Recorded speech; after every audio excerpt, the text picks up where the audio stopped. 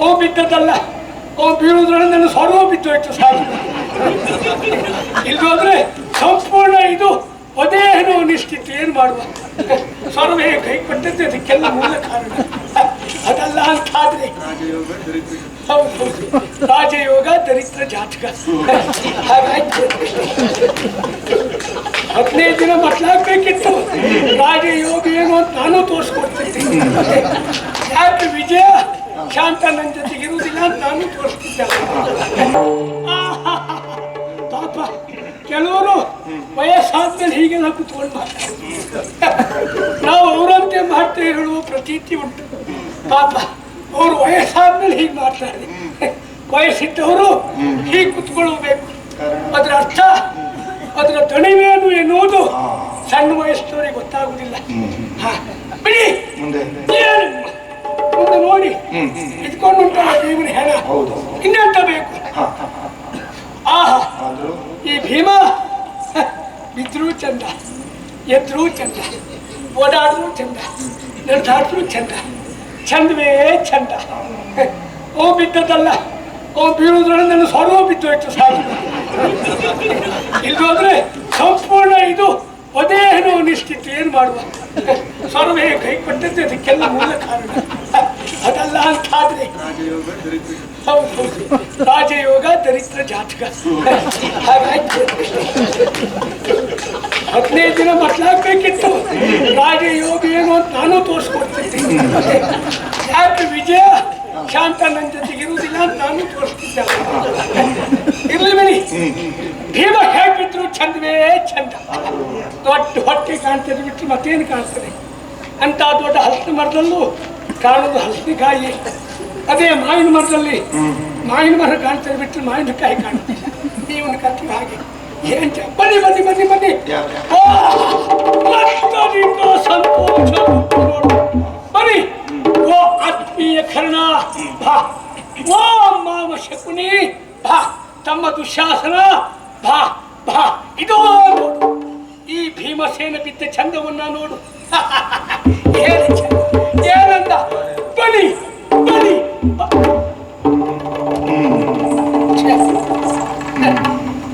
ಇದೆಲ್ಲ ನನ್ನ ಭ್ರಮೆ ಅಲ್ವೇ? ಅದಕ್ಕೆ ಮತ್ತಧಿಕ ಸಂತೋಷ ದುಃಖಿನಲ್ಲಿ ಅಂತ.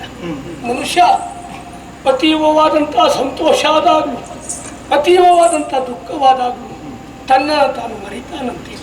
ನನ್ನ ಸ್ಥಿತಿ ಆದದ್ದು ಅದೇ ಅಲ್ವೇ? ನನ್ನ ಜೀವನದ ಚರಮ ಗುರಿ ಪರಮ ಗುರಿ ಪರಮ ಧ್ಯೇಯ ಈ ಭೀಮಸೇನನ್ನ ಇಲ್ಲ ಅನಿಸ್ಬೇಕು. ಅದಾಯ್ತು ಅನ್ನೋ ಸಂತೋಷದಲ್ಲಿ ನನ್ನನ್ನೇ ನಾನು ಮೈ ಮರೆತು ಸತ್ತ ನನ್ನವ್ರನ್ನ ಕರೆದ್ರೆ ಸತ್ತವರು ಬರ್ತಾರೆಯೇ ಇರಲಿ. ಆದರೆ ಸತ್ತವರು ಎಲ್ಲೇ ಇರಲಿ, ಸ್ವರ್ಗದಲ್ಲೇ ಇರಲಿ, ಅವ್ರಿಗೆ ಸಂತೋಷ ಆಗಬೇಕು ಅಂತಾದರೆ ನಾ ಏನು ಮಾಡಬೇಕು? ಇದ್ದವ್ರು ಹೊಟ್ಟೆ ಉಳಿಸ್ಬೇಕು. ಆವಾಗ ಅವ್ರಿಗೆ ಸಂತೋಷ ಆಗೋದು. ಸರಿ, ಎಲ್ಲಿದ್ದಾರೆ ಇಲ್ವಾ? ಬಾಳ್ ಮಾತಾಡೋದಲ್ಲ ಆಗ. ಎಲ್ಲಿದ್ದಾನೆ?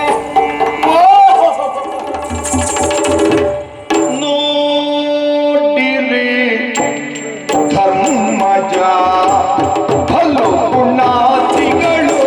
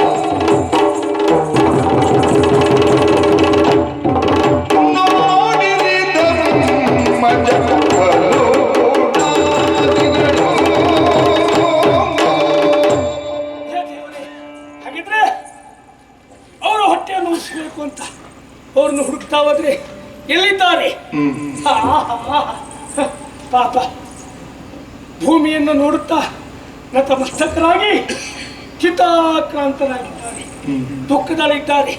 ಯಾಕೆ? ಅವರೆಲ್ಲರೂ ಭರವಸೆಯ ನಿರೀಕ್ಷೆಯ ಭೀಮಸೇನ ಇವತ್ತು ಧರಾಶಾಯಿಯಾಗಿದ್ದಾರೆ. ಮುಂದೆ ಏನು ಮಾಡಬೇಕು ಎನ್ನುವ ಚಿಂತೆ, ಇನ್ನೇನು ಮಾಡುವುದೇನು? ಅವರೇ ಕೊಟ್ಟ ಮಾತು, ನಮ್ಮಲ್ಲಿ ಯಾರಾದರೂ ಒಬ್ಬ ಹೋದ ಅಂತಾದರೂ ಏನಾಗ್ತೀರಿ? ನನ್ನ ದಾಸರಾಗ್ತೀರಿ, ನನ್ನ ಪಾದ ಸೇವೆಯನ್ನು ಮಾಡ್ಕೊಂಡು ಇರ್ತೀರಿ ಅಲ್ವಾ? ನೋಡ್ಯ ಅಯ್ಯ, ಇವ್ರ ಹತ್ರ ಎಷ್ಟು ನೋಡಿ ಅಂತ ಹೇಳಿದ್ರು ಪ್ರೈವೇಟ್ ಇಲ್ಲ. ಇವ್ರು ಯಾರಿಗೂ ಬೇಸರ ಇಲ್ಲ, ಇವ್ರು ಯಾರಿಗೂ ನೋವಿಲ್ಲ. ಅವಳು ಯಾಕೆ ತನ್ನ ಮಾನಿಗಿದ್ದ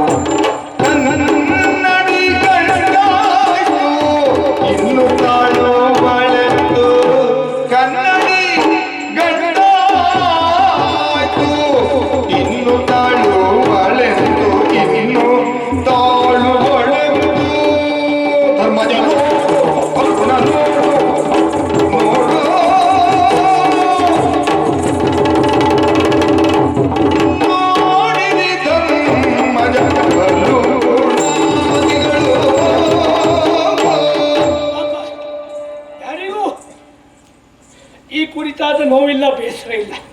ಭೀಮ ಸತ್ತಿದ್ದಕ್ಕಾಗಿ ಚಿಂತೆ ಯಾರಿಗೂ ಇಲ್ಲ. ಯಾಕಿರಬಹುದು ಯಾರಿಗೆ ಗೊತ್ತು? ಆದರೆ ದೂರದಲ್ಲಿ ನಿಂತು ಕಣ್ಣೀರನ್ನು ಸುರಿಸ್ತಾ ಇದ್ದಾಳೆ ಯಾರು? ಓಹೋ, ಪಂಚಪಾಂಡವರ ವಲ್ಲಭೆ ದ್ರೌಪದಿ. ಯಾಕೆ? ಮಾತು ಕೊಟ್ಟಿದ್ದಾನಲ್ಲ ಈ ಪುಣ್ಯಾತ್ಮ, ನನ್ನ ತೊಡೆ ಮುರಿತೇನೆ, ತಮ್ಮ ದುಶ್ಯಾಸನ ಕಲ್ಲು ಬಗೆತೇನೆ, ಅದನ್ನು ಈಡೇರಿಸಿದ್ದಾನೆ. ಆದರೆ ಈ ಮಾತು ಹಾಗೆ ಉಳಿದೋಯ್ತಲ್ಲ ಎನ್ನುವ ಬೇಸರ ಅವಳಿಗಿರಬಹುದೇ? ಬೇಸರ ಏನೇ ಇರಲಿ, ಇದಕ್ಕೆ ಬೇಸರವೋ ಅಥವಾ ಸಮಸ್ಯೆ ಬೇರೆ ಏನೋ ಇರಬಹುದು.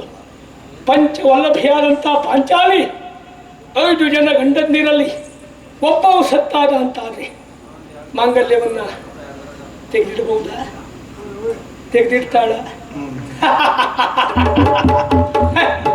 ಬಿಡಿ, ಇದು ವಿಕಟ ವಿನೋದವೂ ಅಲ್ಲ, ವಿಕಟ ಸಂತೋಷವೂ ಅಲ್ವೇ ಅಲ್ಲ.